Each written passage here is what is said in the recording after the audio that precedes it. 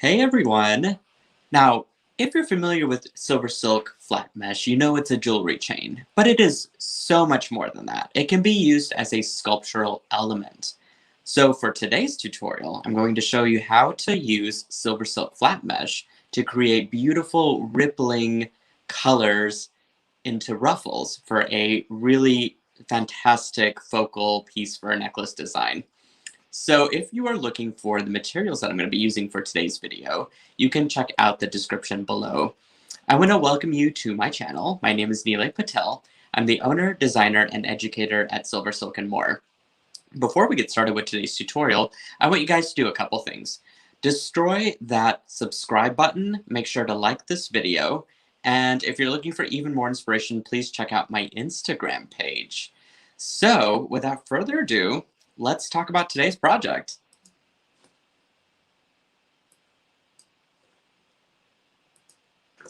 Alrighty, so I typically like to start out with introducing the tools that I'm going to be using for this particular design. So I've got a pair of chain nose pliers, and I've got a pair of round nose pliers. These are both from Wubbers, and it's a fantastic tool company that manufactures really high quality tools. So I recommend having these, which are from the Pro line, and it's really determined by the handles and how they're put together, but they're super ergonomic and are very comfortable to use. So I really love these. I've also got a pair of Lindstrom cutters. These are really, really sharp and have cut through everything from stringing to beading wire to beading thread. Craft wire is also a great one to cut with this, and even silver silk. So I use it for all kinds of things, and it's never dulled out over time.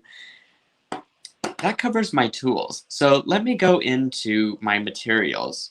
I'm going to be using a lot of craft wire for this project. So this is the Soft Flex craft wire in antique copper and 20 gauge. We're going to be using approximately 3 feet, depending on the section that we're working on.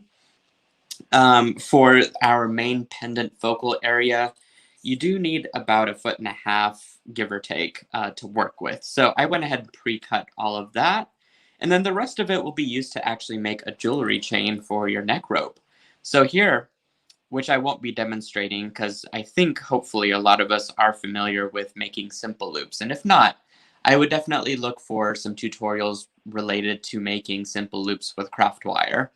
But you can check out how to do that in many of my other videos where I've just connected a series of simple loops that have beads strung on each link. So that'll give you a pretty close view of that. What I wanted to focus on was that main focal area because that's going to be the most interesting part that we put together. I've also got some beads. So I mentioned the beads that were out here already, which are used also in the focal area. These are 8mm Czech glass. They're just faceted little glass beads. Really, this type of project is open to any kind of design that you, or any kind of beads that you might want to use. So I think it's very open-ended. And then I've just got this large decorative bead as well. So this is really fantastic. And this is about probably 20mm in size. Maybe a little bit larger, 25mm. And then I've just got some bead caps that are about 6mm. You'll need 2 of these. So let me go ahead and put those out and then put these over here. And then I've got some flat mesh, which I had mentioned earlier. I'm using 3 different colors, and I went ahead and pre-cut them into 7-inch lengths so that I can use 3 at a time. So here I've got antique copper, bright copper, and hematite. So again, if you are not familiar with what SilverSilk Flat Mesh is, it's a knitted wire jewelry chain that is using 6 needles to make a knitted sleeve that's then flattened in an apparatus, and then you get this beautiful, like very, very free-flowing chain that has these great intricate details. It's got large holes so you could sew through it, you can string on it, you can leave it as a chain as is. It's very strong and it doesn't crimp very easily, so that you don't have to worry about it kinking or anything like that. It does stay pretty free flowing. So I love using this stuff for all kinds of things. All right, so I'm going to put 3 colors together, and these will be used on each side of the decorative bead. So let me set that aside, and we're going to just focus on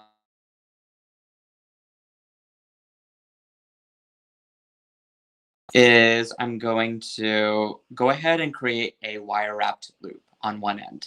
So I'm going to bend my wire just like this, and I'm going to create a 90-degree angle. And this technique, by the way, can be used to make your chain that I showed you earlier, the beaded chain. The only difference is I didn't do the wire wrapping on each end, but you can certainly do that if you're wanting that extra bit of security. All right, so I'm going to go ahead and enclose my round nose pliers right into that little bend, and I'm going to then find a spot on my pliers that I will want to make that size loop with. And so for me, I like to typically stay in the 1/3 area, or the top third of my pliers there, which gives me a pretty good sized loop. It's still discreet, but it is big enough where I can attach elements very easily. Once I've done that, I can then turn that wire back around to get myself a 90-degree angle. And you can see that my loop there is on top of my angle. So once I've done that, I can then, grasp the head of my loop there, and I'm going to then just work this other wire around. Sometimes I need the help of my pliers to kind of get that loop, or get the extra wire there coiling correctly. Sometimes I don't. It just depends on how much length I have there to work with at a time. So I think that looks pretty good though. Okay, I'm going to go ahead and cut this off. And I am going to just make sure that my wire is not poking out there. So there we go. Perfect. So now what I can do is I can string on my bead cap first, because this will be sort of the parts that finish out the ends. And then I could start to string on the knitted wire here. So all I am really doing is just kind of skipping a knit or two from the tip there, and then I'm going to string right through. Very simple. So I'm going to do that to all of these. And you can kind of pick the color order that you wish. So I might do dark to bright. So let's do hematite, and then we'll do antique copper. I'm going to go a knit further down there. And then we're going to do bright copper. Okay. And this will actually just squish into the bead cap that we placed a second ago. And before I put on my next row of my flat mesh here, what I'm going to do is grab a bead, and I'm going to string that on first. And then I'm going to pick up the first one that I stitched through, essentially. I call it stitch because that's what we're doing. But you can call it weave or string through. That's perfectly fine. And this is what's going to cause your little ripples to happen, is that you're just kind of staggering how you place this on the wire, how you string it through the wire. And I'm going to go in the same exact order as I did earlier. I'm going to start with my hematite, layer my antique copper, and then finish out with my bright copper. And I'm going to just kind of stagger the chains a little bit. You don't want too much staggering, but just enough to give it a little bit of a ripple. And I'm going to continue that same stringing after I've placed another bead. So this is the big secret, guys. It's really just repetition and making sure that you string all of these through pretty consistently. And it'll twist and turn on that wire and give you these beautiful, absolutely stunning ripples. And you can just keep going. I just work from the tip of the wire because it's easy for me to do. And then I could just slide everything down later on, and I'll have plenty of wire there to make my loop on the other end when we get to the other side of our pendant. But for now, just keep going. Okay, you can see that it's pretty much wrapping those beads in every direction, which is very pretty.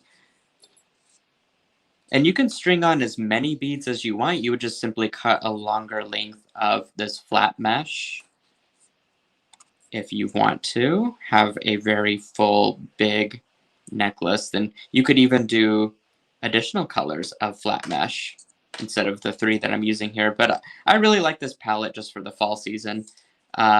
You know, I could have gone crazier, in fact, many other colors at the same time. I think that would have been very cool. Okay, hematite. I guess with the 3, though, it's easy to keep up the order of this. Here we go. And we're down to our 6th one. So, and I believe I just did 6 on each side there. So we'll do hematite, antique copper, and our plain bright copper. There we go.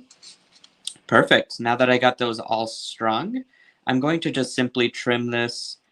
I'm going to make sure that there's at least a few knits there that kind of stick out just in case. And you'll notice that a lot of these little wire fuzzies tend to pop out, which is what I call the extra little wire bits that are left in here. But just shake those out, and then you're ready to string on your decorative bead. And then you basically just start the same process again. Although this time I'm not going to put on that bead cap, but you see how it just cleans up that end? So now I'll just simply go in reverse. You can do a bead cap there if you want to. I think it's just a nice clean look without it, but that is totally up to you guys. So on this side, I'm going to start without a bead cap and do the same exact pattern from earlier. So it'll go hematite, antique copper, and bright copper. Is this is this super easy? I don't feel like this is very difficult at all, but I'll let you guys be the judge of that, and hopefully you'll surprise me and make something similar in our Silkies Facebook group. We are a dedicated group of wonderful designers who enjoy using SilverSilk. Designers and crafters and everything, I think, are in the group. But we have a fun time. There's great sense of camaraderie. We share recipes on occasion and just keep in touch with each other as friends, and it's wonderful. And we hope that you'll come join us over there on the Silkies group. And right now we've got a fantastic monthly challenge going on for textures. And I don't think anything says more texture than this design, that's for sure. So you might give this design a whirl and enter it into our monthly jewelry making mantra is what we're calling it for creating textures. Right, so this is coming along very well. And I just keep stringing one after the other. I think this would make a stunning memory wire bracelet too, for those of you that really want to try a different stringing medium altogether. I think a memory wire bracelet would be a really fun thing to work on, form.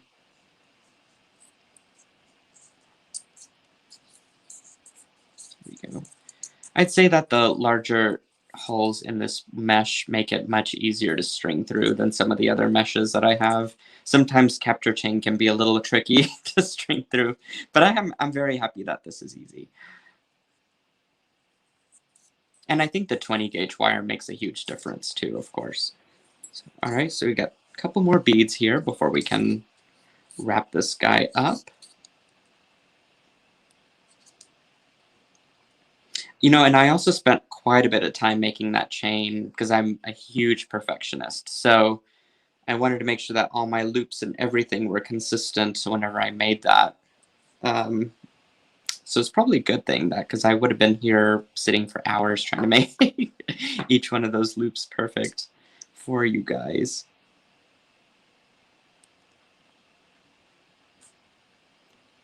Okay, so here we are. Looks like I don't really need to trim the copper one, so that's good.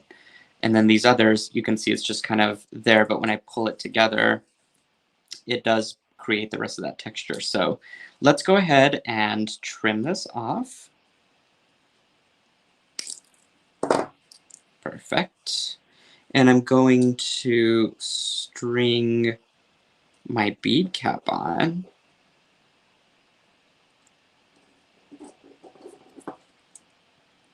There we go. I think I picked gold to kind of match with my decorative beads, so that's just an extra decorative element touch that you can think about whenever you design your project and pick out your beads for something like this, is really see what other colors you can bring out through the different accents, pieces, and components that you can bring to the table here. So, okay, so I'm going to just make myself another wire wrap loop. So I'm going to do the same thing as earlier, just make myself a 90-degree angle bend, insert my pliers, and then just work my way around.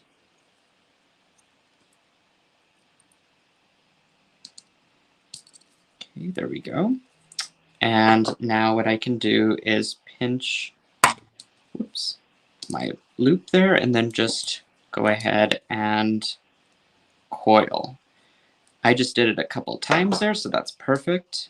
I'm going to trim it, and I'm going to tuck in that little piece. And the other thing I need to do is just make sure that my holes, my loops here, are facing the same direction, because I don't want them to be lopsided.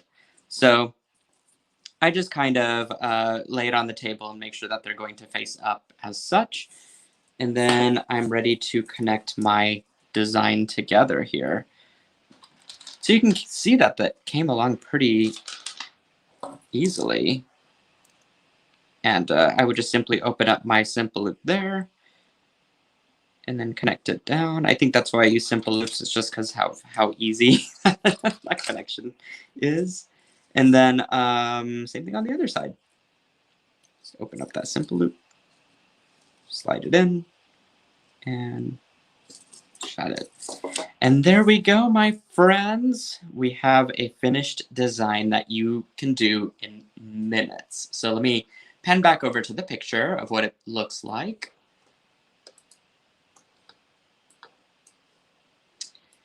Guys, I hope you enjoyed this tutorial as much as I did showing you how to do it. I think the ruffles are just so easy to make, and you can get this grand texture happening with just a few elements, a few components that you probably have at your table already.